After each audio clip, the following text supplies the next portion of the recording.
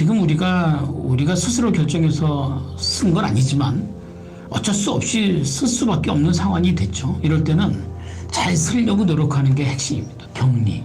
그죠? 일상으로부터 격리가 되면요. 뭐가 보일까요? 일상으로부터 격리가 되면 아마 내 일상이 보일 겁니다. 제가 볼 때 이 교훈이 세계적으로 역사적으로 굉장히 좋은 선례가 되지 않을까라고 생각이 듭니다. 자, 그럼 오늘 우리가 함께 얘기 나눌 것들이 무엇인가? 그죠? 하나는 이겁니다. 정지. 어떠십니까? 여러분들 좀 정지가 되십니까? 네. 사실 우리가 정지한다는 건 참 어려운 얘기입니다. 네. 뭔가 쓴다는 거죠. 지금 모든 게 스톱이 돼버렸죠. 여러분 어떠세요? 한번 여쭤볼까요? 여러분 지금 쓰고 있는 건 뭡니까? 네. 쓰고 있는 거 얘기해 주세요. 네. 어떤 일이 멈춰져 있으시죠? 네. 많은 분들이 그러네요. 많은 분들이 하던 일이 멈춰 있습니다. 그게 너무 답답하죠. 여러분들도 그러시죠? 네. 제가 한번 여쭤볼게요, 여러분. 축구 좋아하십니까? 축구를 정말 잘하는 선수는 뭘 잘할까요? 골을 잘 넣을까요? 아니요. 뭘 잘하냐면요. 스톱. 공을 잘 세웁니다. 우리가 잘 멈춥니다. 지금 우리가 스스로 결정해서 쓴 건 아니지만 어쩔 수 없이 쓸 수밖에 없는 상황이 됐죠. 이럴 때는 잘 쓰려고 노력하는 게 핵심입니다. 어떻게 하면 잘 쓸 수 있을까? 저는 그 노력이 우리에게 지금 필요합니다. 잘 쓰는 것 또 하나가 있습니다. 그게 뭘까요? 바로 격리입니다. 우리는 한 번도 격리라는 말을 별로 써본 적이 없어요. 그런데 요즘은 격리라는 게 너무 금방금방 씁니다. 너무 많은 분들이 일단 격리.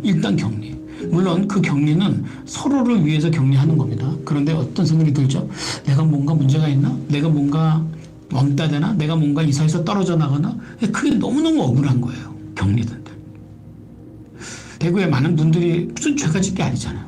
내가 이렇게 눈물이 나지. 뭐 죄 진 게 아니잖아요. 그런데 이제 갑자기 격리가 된 상태죠.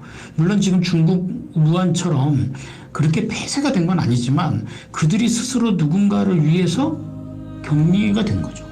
격리가 된 아픔, 그 분명히 존재할 수밖에 없다는 겁니다. 우리는 그 격리된 아픔에 대해서 공감할 수 있는가라는 겁니다. 이 두 가지, 하나는 탁 멈춘 정지, 또 하나는 일상으로부터의 격리. 이 두 가지, 물론 이것은 우리가 선택한 것은 아닙니다. 그러나 어쩔 수 없는 거죠. 근데 어쩔 수 없는 이 시간에 우리가 해야 될 것이 무엇일까? 정지와 격리. 두 가지를 합치면 뭘까요? 두 가지를 합치면 정리겠죠, 정리.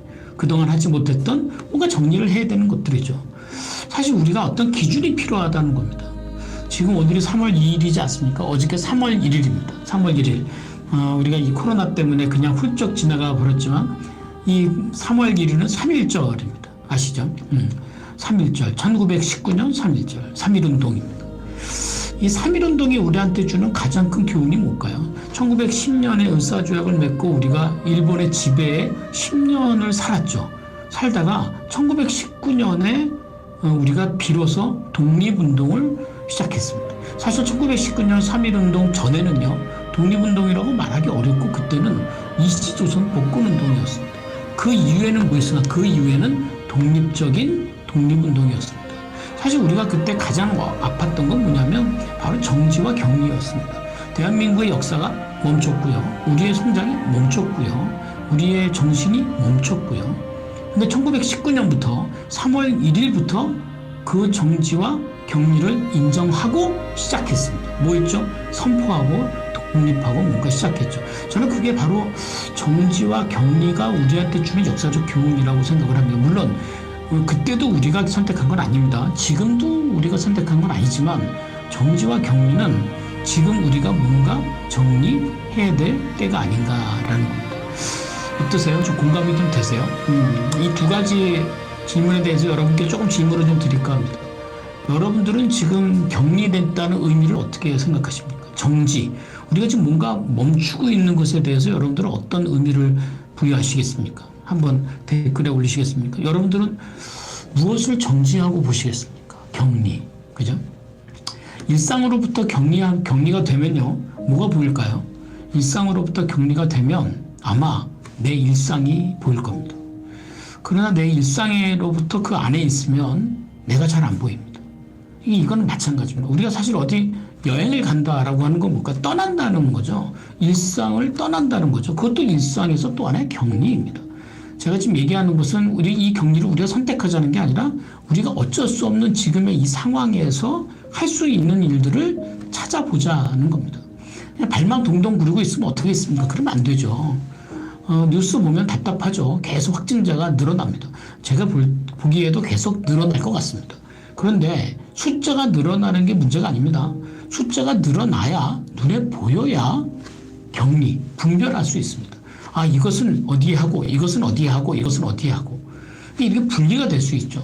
그래도 우리나라가 지금 세계에서 사실 코로나가 우리나라가 제일 많다고 얘기할 수가 없어요. 뭐 중국 다음이라고 하지만 다른 곳은 아직 진단도 못 하거든요. 근데 진단이 우리가 빠르기 때문에 더 많은 확진자가 나올 수 있어요. 관건은 뭐냐면 이것을 어떻게 정리해서 어떻게 격리시켜서 전염을 막고 하나씩 해결할 것인가라는 거죠. 이렇게 가면 제가 볼 때 이 교훈이 세계적으로 역사적으로 굉장히 좋은 선례가 되지 않을까라고 생각이 듭니다. 그게 바로 이 정지와 격리입니다.